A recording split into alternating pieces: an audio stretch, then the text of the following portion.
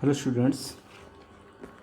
इस लेक्चर में हम पिट्यूटरी ग्लैंड्स विशेषकर एडिनोहाइपोफिसिस यानी अग्रपीयूष ग्रंथि से स्रावित हार्मोन्स के बारे में बात करेंगे। अग्रपीयूष ग्रंथि यानी एडिनोहाइपोफिसिस से 6 प्रोटीन या पेलीपेप्टाइड हार्मोन्स स्रावित होते हैं। Number 1 growth hormone, then adrenocorticotropic hormone, thyroid stimulating hormone और प्रोलैक्टिन हार्मोन और गनेडोट्रोपिन्स जिसमें एफएसएच और एलएच शामिल होते हैं। ये अग्रपीयूष ग्रंथि से स्रावित होने वाले हार्मोन्स है। सबसे पहले हम बात करते हैं ग्रोथ हार्मोन की। ग्रोथ हार्मोन जिसको वृद्धि हार्मोन कहते हैं, अग्रपीयूष ग्रंथि की एसिडोफिल कोशिकाएं सोमेटोट्रोफ द्वारा स्रावित होता है। इस हार्मोन को स्रावित करने वाली सेल्स सबसे अधिक संख्या में पाई जाती है। ये हार्मोन एक पॉलीपेप्टाइड हार्मोन है और इसका आणविक भार मैमल्स में लगभग 22,000 होता है। ह्यूमंस में ग्रोथ हार्मोन 191 एमिनो एसिड्स से बना हुआ एक पॉलीपेप्टाइड श्रृंखला होता है। रासायनिक संगठन में वृद्धि हार्मोन प्रोलैक्टिन और कोरियोनिक सोमेटोमोटापिन के समान होता है। वृद्धि हार्मोन के फिजियोलॉजिकल फंक्शन की हम बात करें तो ग्रोथ हार्मोन बर्थ के बाद में ग्रोथ तथा कार्बोहाइड्रेट, वसा और प्रोटीन और खनिज लवण उपापचय के लिए रेस्पॉन्सिबल होता है। इसका ग्रोथ पर जो प्रभाव होता है उसकी हम बात करें वृद्धि पर प्रभाव की, तो ग्रोथ हार्मोन लंबी अस्थियों की लंबाई बढ़ाने और सॉफ्ट टिश्यूज़ का परिमाण बढ़ाने का कार्य करता है। यही वजह है कि एडोलसेंस स्टेज यानी किशोर अवस्था में ग्रोथ हार्मोन अधिक प्रभावी होता है। अब जो ग्रोथ दो तरह से होती है, एक तो बोन्स की ग्रोथ और एक सॉफ्ट टिश्यू की ग्रोथ। ये दोनों किस प्रकार होती है, तो बोन्स की ग्रोथ की हम बात करें तो कंकाल ऊतकों पर ग्रोथ हार्मोन का प्रभाव इनडायरेक्ट होता है, अप्रत्यक्ष होता है। अप्रत्यक्ष इस प्रकार होता है कि जो ग्रोथ हार्मोन होता है वो पहले लीवर को उत्तेजित करता है, स्टिमुलेट करता है, जिसके फलस्वरूप लीवर से सोमेटोमेडिन नाम का एक पॉलीपेप्टाइड उत्पन्न होता है।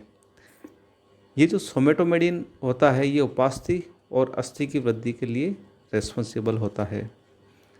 वृद्धि हार्मोन के प्रभाव में सोमेटोमेडिन बच्चों में उपास्थियों के बनने की प्रक्रिया को उत्प्रेरित करता है। बोन्स की लंबाई में ग्रोथ अस्थि के अधि प्रवर्धन एपिफाइसिस के शेफ्ट से कनेक्ट होने से पहले ही हो जाती है। जब ये जुड़ जाते हैं तो उसके बाद जो लंबी अस्थियाँ होती है उनकी लंबाई में बढ़ोतरी नहीं होती है। अस्थियों में वृद्धि कैल्शियम, मैग्नीशियम तथा फॉस्फेट के निक्षेपण के कारण होती है।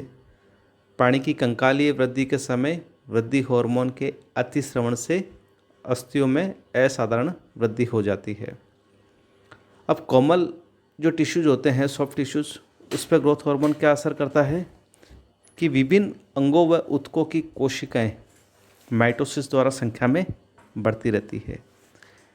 यह संख्या में वृद्धि सोमेटोट्रोपिन या ग्रोथ हार्मोन के प्रभाव से होती है। कोमल ऊतक जैसे कोलेजन ऊतक, पेशियाँ, उपास्थियाँ आदि के परिमाण में वृद्धि इसी हार्मोन के प्रभाव में होती है। अब ग्रोथ हार्मोन के वृद्धि के अलावा दूसरा एक इफेक्ट होता है, वह है उपापचय पर प्रभाव। तो उपापचय की हम बात करें तो ग्रोथ हार्मोन या वृद्धि हार्मोन कार्बोहाइड्रेट, प्रोटीन और वसा आदि का जो मेटाबॉलिज्म होता है, उपापचय होता है, उसको ये कंट्रोल करता है। कैसे करता है कंट्रोल कि कार्बोहाइड्रेट उपापचय की हम बात करें तो ग्रोथ हार्मोन इंसुलिन के विपरीत प्रभाव उत्पन्न करता है। क्या क्या प्रभाव उत्पन्न करता है कि जो पेरिफेरल टिश्यूज होते हैं, परिधि ऊतक होते हैं या कोशिका होती है, उनके द्वारा ग्लूकोज के इनटेक यानी अंतर्ग्रहण या उपयोग में कमी करता है। पेरिफेरल टिश्यूज ग्लूकोज को यूज़ करना कम कर देते हैं। फिर ये दूसरा प्रभाव इसका होता है कि ग्लूकोनियोजेनेसिस प्रक्रिया को प्रेरित करता है। ग्लूकोनियोजेनेसिस वो प्रक्रिया है जिसके द्वारा नॉन कार्बोहाइड्रेट पदार्थों से ग्लूकोज का निर्माण होता है। तीसरा इसका प्रभाव होता है कि लीवर में यह हार्मोन ग्लूकोज के ग्लाइकोजन में परिवर्तन को प्रेरित करता है। हार्मोन ग्लूकोज के ग्लाइकोजन में चेंज होने को ये प्रेरित करता है।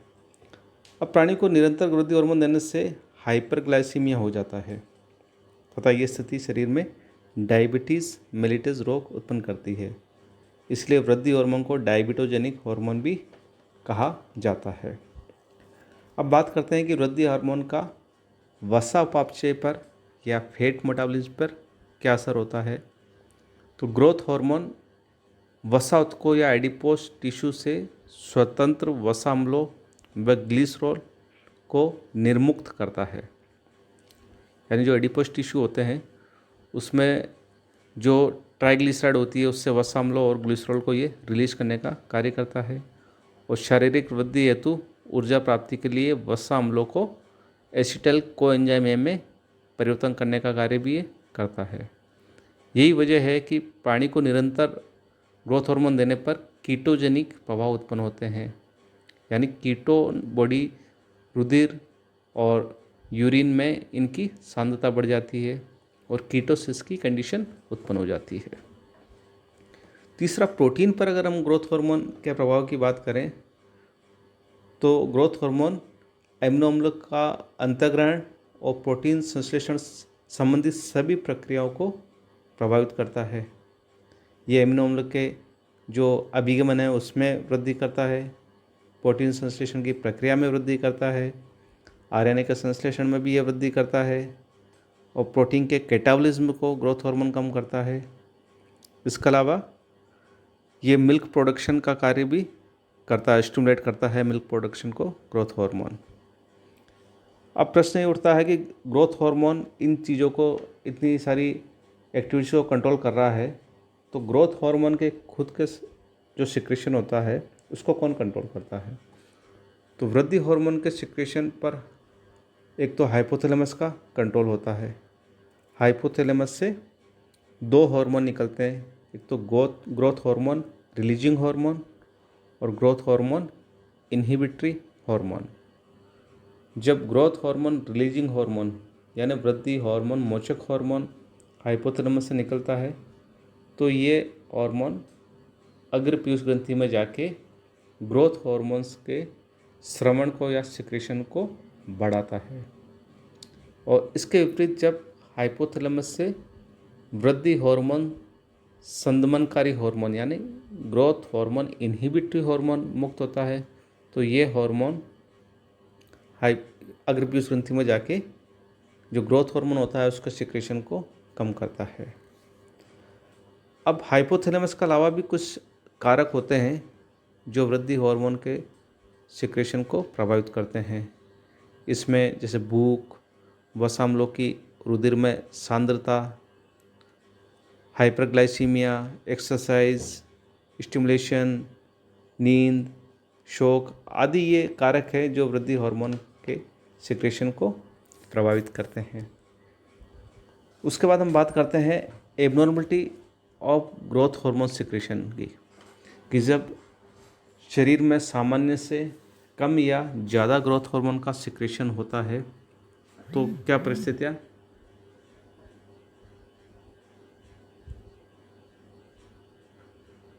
उत्पन्न हो जाती है उसकी हम बात करते हैं। तो जब हाइपोसिक्रेशन होता है ग्रोथ हार्मोन का, वृद्धि हार्मोन का अल्प स्रवण होता है तो उस कंडीशन में जो शरीर की जो सामान्य वृद्धि है वो रुक जाती है। इसके फलस्वरूप वामनता या ड्वार्फिज्म वाली कंडीशन उत्पन्न हो जाती है। और जब हाइपर सिक्रेशन हो यानी ग्रोथ हार्मोन का सिक्रेशन सामान्य से अधिक हो तो फिर क्या है कि दो कंडीशन हो जाती है कि अगर एक तो क्या है कि बचपन से ही अगर सिक्रेशन बढ़ जाए तो उस केस में अतिकायता यानी जाइंटिज्म वाली कंडीशन हो जाती है। अतिकायता मतलब शरीर का आकार असामान्य हो जाता है, बहुत बड़ा हो जाता है शरीर। और दूसरा क्या है कि अगर कंकाली वृद्धि होने के बाद अगर ग्रोथ हार्मोन का सिक्रेशन में वृद्धि होती है, बढ़ता है, तो फिर उस कंडीशन को बोलते हैं एक्रोमेगेली, यानी अग्र अतिकायिता बोलते हैं। अग्र अतिकायिता में क्या होता है कि हाथ और पाँव की जो छोटी अस्थियाँ तथा चेहरे की अस्थियाँ में ग्रोथ बढ़ जाती है। इस पर कोमल ऊतकों पर भी वृद्धि हो जाती है, जबड़े बाहर की ओर आ जाते हैं और नाक सामान्य से बड़ी हो जाती है। जो फीट होते हैं वो भी बड़े हो जाते हैं और उंगलियां भी मोटी हो जाती है। तो ये है ग्रोथ हार्मोन की एबनॉर्मल कंडीशन। उसके बाद हम दूसरा हार्मोन एड्रेनोकोर्टिकोट्रोपिन की बात करते हैं, जिसे एड्रेनोकोर्टिकोट्रोपिक हार्मोन या एड्रेनोकोर्टिकोट्रोपिन भी कहा जाता है। कोर्टिकोट्रोपिन हार्मोन का संश्लेषण पिट्यूटरी ग्लैंड की एसिडोफिल कोशिकाएं कोर्टिकोट्रोप्स से होता है। कोर्टिकोट्रोपिन भी एक पेप्टाइड हार्मोन है जिसमें 39 एमिनो एसिड्स की एक चेन पाई जाती है और ये एक पूर्ववर्ती अणु प्रोपियोमिलेनोकोटिन से इसका निर्माण होता है। कोर्टिकोट्रोपिन हार्मोन के कार्यों की हम बात करें तो इसका लक्ष्यांग होता है एड्रिनल ग्लैंड। उसका प्रमुख कार्य एड्रिनल ग्लैंड के जो कोर्टेक्स भाग होता है उसकी ग्रोथ करना तथा उससे जो सिक्रेशन होते हैं, जिन हार्मोन्स का सिक्रेशन होता है, उनको नियंत्रित करना है। ये हार्मोन एड्रिनल कोर्टेक्स के फेसिकुलेटा और रेटिकुलस भाग को उत्तेजित करता है, जिसके फलस्वरूप कोर्टिसोल और एड्रिनल एंड्रोजन का संश्लेषण बढ़ता है। इसके अलावा ये हार्मोन एड्रिनल कोर्टेक्स के परिवर्धन में भी वृद्धि करते हैं। ये वसा के अपघटन को प्रेरित करता है और मिलेनिन के संश्लेषण को भी उत्तेजित करता है। अब कोर्टिकोट्रोपिन इन चीज़ों को कंट्रोल कर रहा है, तो कोर्टिकोट्रोपिन का सिक्रेशन किससे कंट्रोल होता है? तो हाइपोथैलेमस के द्वारा एक हार्मोन रिलीज होता है जिसको बोलते हैं कोर्टिकोट्रोपिन रिलीजिंग हार्मोन। ये हार्मोन एड्रेनोकोर्टिकोट्रोपिन मोचक हार्मोन स्रावित होता है, जो कि हाइपोफिशियल निवाही का परिवहन में भेज दिया जाता है और कोर्टिकोट्रोप कोशिकाओं में पहुंचकर उन्हें कोर्टिकोट्रोपिन के सिक्रेशन के लिए स्टिमुलेट करता है। जब प्लाज्मा में कोर्टिसोल का स्तर बढ़ता है तो कोर्टिकोट्रोपिन का सिक्रेशन संदमित हो जाता है। इसके विपरीत कार्टिसोल के स्तर में जब कमी आती है तो कोर्टिकोट्रोपिन के संश्लेषण में वृद्धि हो जाती है। अब एड्रेनोकोर्टिकोट्रोपिन हार्मोन का जब सिक्रेशन असामान्य हो जाता है तो उस केस में क्या होता है कि पीयूष ग्रंथि द्वारा कोर्टिकोट्रोपिन के अतिस्रवण से एड्रिनल कोर्टेक्स प्रभावित होता है। इसके फलस्वरूप अधिक मात्रा में कोर्टिसोल स्रावित होता है। ये कोर्टिसोल का अतिस्रवण कुशिंग डिजीज़ के लिए उत्तरदायी होता है, यानी अधिक सिक्रेशन होगा तो कुशिंग डिजीज़ हो जाती है। इसके उल्टा अगर कोर्टिसोल का संश्लेषण अगर सिक्रेशन कम होगा तो एडिशन का रोग हो जाता है और इस रोग में मेलेनिन का जमाव हो जाता है। उसके बाद हम बात करते हैं प्रोलैक्टिन हार्मोन की। तो प्रोलैक्टिन हार्मोन है, ये पीयूष ग्रंथि की एसिडोफिल लेक्टोट्रोफ कोशिकाओं से इसका सिक्रेशन होता है। ये भी एक प्रोटीन हार्मोन है जिसका मॉलिक्यूलर वेट लगभग 23,000 होता है। और प्रोलैक्टिन हार्मोन के कार्य क्या होते हैं इसकी बात करें तो मैमल्स में दुग्ध संश्लेषण और श्रवण को ये हार्मोन उत्तेजित करता है, मिल्क के प्रोडक्शन को उत्तेजित करता है। और अन्य मैमल्स होते हैं इस जैसे चूहे आदि में प्रोलैक्टिन हार्मोन कॉर्पस ल्यूटियम के परिवर्धन व उसको बनाए रखने के लिए भी उत्तरदायी होता है। इसलिए इस हार्मोन को ल्यूटोट्रोपिक हार्मोन कहते हैं। पक्षियों जैसे में क्रॉप द्वारा दुग्ध उत्पादन प्रक्रिया प्रोलैक्टिन के नियंत्रण में होती है। उसके अलावा प्रोलैक्टिन हार्मोन के प्रभाव में जो मातृक नैसर्गिक प्रवृत्तियाँ प्रकट होती है, जैसे पक्षियों में घोंसला बनाने की जो प्रवृत्ति होती है उसके लिए भी प्रोलैक्टिन हार्मोन जिम्मेदार होता है। अब प्रोलैक्टिन हार्मोन का जो सिक्रीशन होता है उसका नियंत्रण कैसे होता है उसकी हम बात करें तो प्रोलैक्टिन का सिक्रीशन हाइपोथैलेमस द्वारा उत्पन्न प्रोलैक्टिन रिलीजिंग हार्मोन तथा प्रोलैक्टिन इनहिबिटरी हार्मोन के कंट्रोल में होता है। प्रोलैक्टिन हार्मोन के सिक्रीशन की अगर एबनॉर्मलिटी की हम बात करें तो प्रोलैक्टिन सिक्रीशन करने वाली कोशिकाओं में ट्यूमर होने पर फीमेल्स में एमिनोरिया हो जाता है और प्रोलैक्टिन के अतिस्रवण से ही गैलेक्टोरिया हो जाता है। अब हम बात करते हैं थायराइड स्टिमुलेटिंग हार्मोन्स की, जिसको TSH भी कहते हैं और थायरोट्रोपिन भी कहा जाता है। थायराइड स्टिमुलेटिंग हार्मोन का सिक्रेशन एंटीरियर पिट्यूटरी ग्लैंड की बेसोफिल कोशिकाएं थायरोट्रोफ द्वारा होता है। ये एक ग्लाइकोप्रोटीन हार्मोन है जिसमें कि एल्फा और बीटा 2 पॉलीपेप्टाइड श्रृंखलाएं होती है। कार्बोहाइड्रेट के अणु दोनों चेन्स में पाए जाते हैं और इसका जो मोलिकुलर वेट होता है वो लगभग 30,000 होता है, 30,000। अब थायराइड हार्मोन कार्य क्या करता है इसकी हम बात करें तो इस हार्मोन का मेन कार्य थायराइड ग्रंथि को थायराइड हार्मोन उत्पन्न करने के लिए स्टिमुलेट करना, उत्तेजित करना होता है। थायराइड उत्तेजक हार्मोन थायराइड हार्मोन संश्लेषण से संबंधित सभी प्रक्रियाओं को प्रेरित करता है, जैसे थायराइड ग्रंथि का परिवर्धन यानी उसमें कोशिकाओं की संख्या में वृद्धि, थायराइड ग्रंथि कोशिकाओं द्वारा आयोडीन को ग्रहण करना, आयोडाइड का ऑक्सीकरण, थायरोग्लोबुलिन में टायरोसिन का आयोडीनेशन, मोनोआयोडोटायरोसिन और डायआयोडोटायरोसिन आदि का निर्माण आदि सभी जो क्रियाएं होती है थायराइड ग्रंथि की, लगभग उनको सबको थायराइड हार्मोन, ये थायरोट्रोपिन हार्मोन कंट्रोल करता है। अब थायरोट्रोपिन जो हार्मोन होता है उसका सिक्रेशन का नियमन कैसे होता है इसकी हम बात करें तो इसका सिक्रेशन का नियमन होता है थायराइड हार्मोन में हार्मोन के प्लाज्मा स्तर का प्रभाव भी होता है और हाइपोथैलेमस भी इसके सिक्रेशन को कंट्रोल करता है और दूसरे हार्मोन भी इसको कंट्रोल करते हैं। पहला हम बात करते हैं थायराइड हार्मोन के प्लाज्मा स्तर का प्रभाव। तो जब थायराइड हार्मोन की प्लाज्मा में सांद्रता अधिक होती है तो TSH के सिक्रेशन में कमी आ जाती है। इसके विपरीत जब थायराइड हार्मोन यानी T3 और T4 की सांद्रता कम हो जाती है तो TSH का सिक्रेशन बढ़ जाता है। इसके बाद हाइपोथैलेमस द्वारा थायरोट्रोपिन हार्मोन पीयूष ग्रंथि की थायरोट्रोप कोशिकाओं को थायराइड उत्तेजक हार्मोन के स्रावन के लिए उत्तेजित करता है।